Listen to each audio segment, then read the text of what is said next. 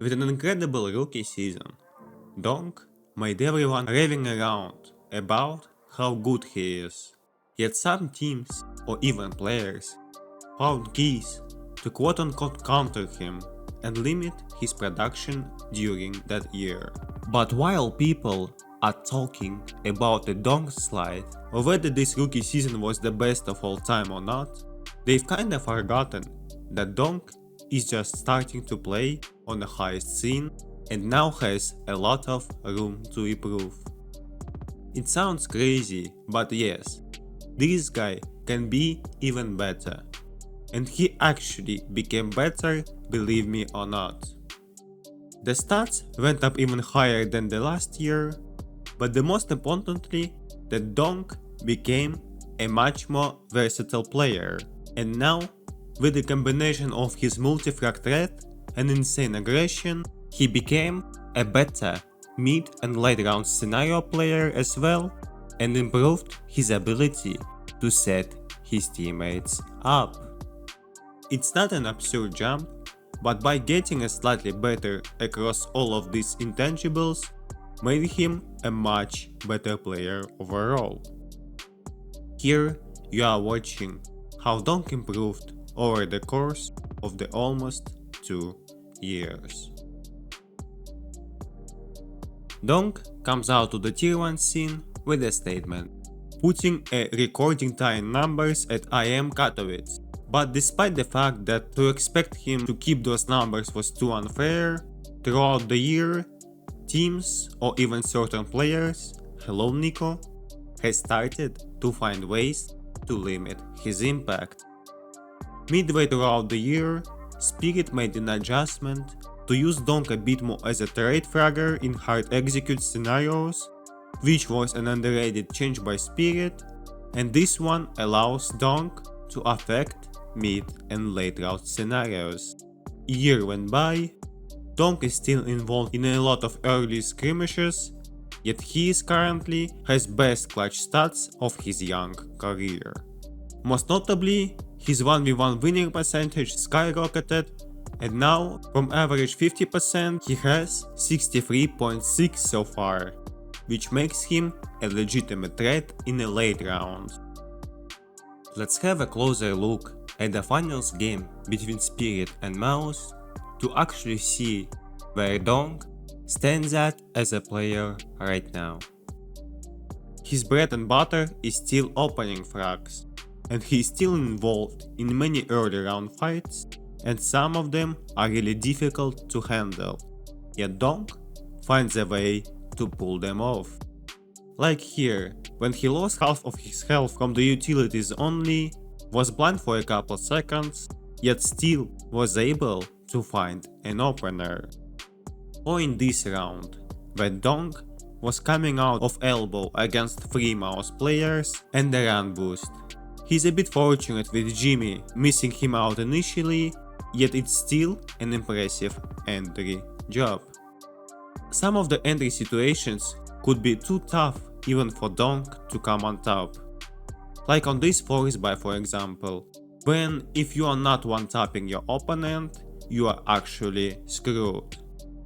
No matter how good you are, some fights will still end not in your favor. In this more fair fight, Spinks was more than ready for the first duel and was able to stop Spirit's Beepo play. Yet Donk is always looking for an openers, and some of them are absolutely disgusting.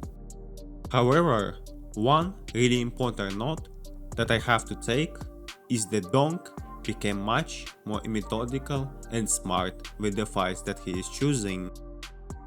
In this example, he finds a great frag on a cave player, putting his team at an advantage. Then he gets info about an AWP holding this area, so he decides to give up an angle since he is in a pre-fire territory just to be able to dictate the terms of the fight. He actually expects player in the close quarters and makes Torzi give up an angle by strafing, which leads to a lost area of the map for Mouse, and this allows Spirit to rotate to A in the last second to avoid a B gamble. impressive.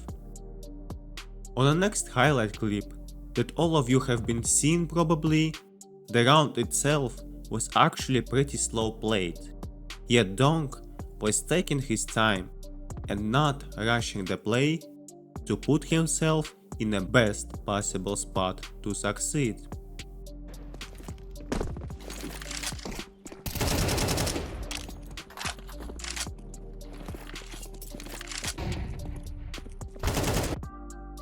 And it applies to the city side as well, when here on Ancient he plays really passive on Donut and allows the rest of the team to make their setup and not to worry about the other side of the map. By having two smokes to use, he is responsible for the red room and Donut, and when the execute starts, the Donut is blocked and he eventually finds a great timing to push City Smoke to get a key multifrag which ignites the Spirit's comeback. Or take a look on this example, when sometimes he could have forced a hard duels here since he is stuck on the stairs, but instead he was just staying alive to secure this area and make a life for Mouse miserable. One more interesting thing that I've noted, Donk is setuping his teammates for success a bit more. Starting from this little example, where Donk is an utility man on pistol round, which however didn't go according to plan, and following it with the play when Donk was holding a chi for Zontix if the T's will try to contact A. He was also more involved in the more traditional setups with his teammates, like the one that he did with this way on A, which was however never came to fruition, or the other one with Zontix on Ancient, when they were playing off each other pretty great. And those are little things, yet his small improvements in all of these intangibles eventually made him a much better player in general. And of course, his multi-kills and heroic rounds are still here. This is basically his signature play at this point. But with the improvements of many other aspects, Donk's evolution made him even a better player. Thank you so much for watching.